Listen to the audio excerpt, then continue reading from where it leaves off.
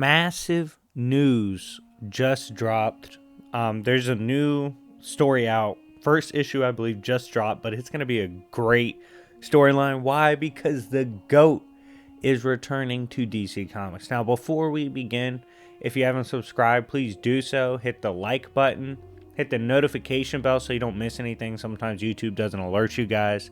But yeah, and if you want to support in any other way, I have the Cash App deal, only 80% off, $5 a month. You get my server, scan, script, you get to talk to me, play games, win prizes, all that stuff. Comment down below if you want more information on that, and I'll happily get it to you. And also check out the coffee shop members. Video links in the video description. They make similar content to me, so you'll definitely like their stuff too. But anyways, let's get back to this. What am I referring to? What did DC bring back that is so good? Of course, I'm talking about the Authority, the newly announced and newly started run Superman and the Authority. I'm going to explain 3 of the big reasons why I think this story is going to be crazy.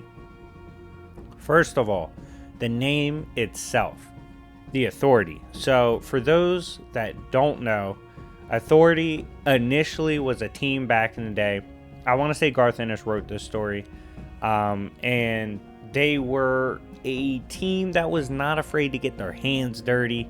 Literally, my boy Midnighter was shoving stuff up people's butts if they were the enemy. And Midnighter, of course, being one of my favorite characters. I've made plenty of videos on him before. Apollo, usually Jenny, Quantum Jenny's on there. I believe Jack is still in the group. But they have several members, and it's a team that basically handles problems most people don't even know about. Like, it's extra-dimensional powers. Usually in DC, they reside within the Bleed. This was shown in New 52, and that's part of the reason why the name's so important. So in New 52, Authority, when fully adapted and merged into DC, was brought into New 52 under a new name. The new name, of course, being Stormwatch. I used to cover this story a lot. For those that aren't familiar with Stormwatch, you might remember the feat of Midnighter nearly killing Martian Manhunter with a punch. That came from that run. So Stormwatch was a group. It was the Authority, but it was renamed, and it was a lot less brutal. Garth Ennis type writing, which of course was the Authority, for those for reference, is like the Boys type writing. It's really brutal. And in New 52, it wasn't nearly as brutal.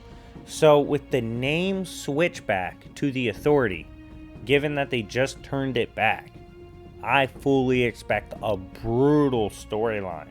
And it could lead to some awesome storytelling akin to what we saw from the original Authority run.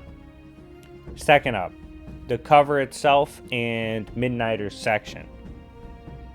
Now on the cover, which is amazing by the way, it shows Superman and it shows him observing several profiles. These profiles, of course, are members of the Authority. But what's interesting is every single photo with the character has, the digital name of their character next to it. However, only one of them doesn't. Of course, that's Midnighter. So what I'm expecting, the fact that it appears on the cover he doesn't have background info on Midnighter, but he does on everybody else, makes me believe Superman and Midnighter might have a weird interaction that could really, actually even make me interested in Superman. I would like to see what happens if these two butt heads, because Superman's lost beef with Batman.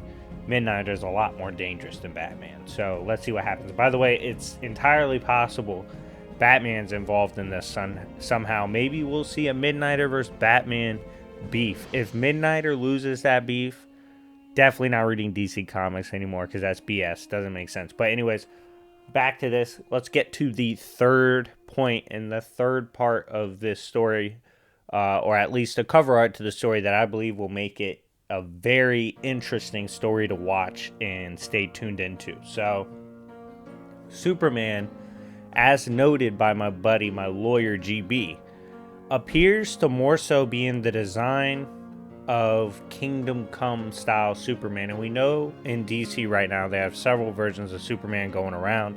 A lot of stuff being made canon with Infinite Frontier, all that. This is all the signs of a brutal storyline in which we could see Superman attempting to do things he never has really done before. Extreme acts like perhaps killing, maybe he's dying and needs to have someone killed or needs to take care of an assignment the League wouldn't do, but the Authority would.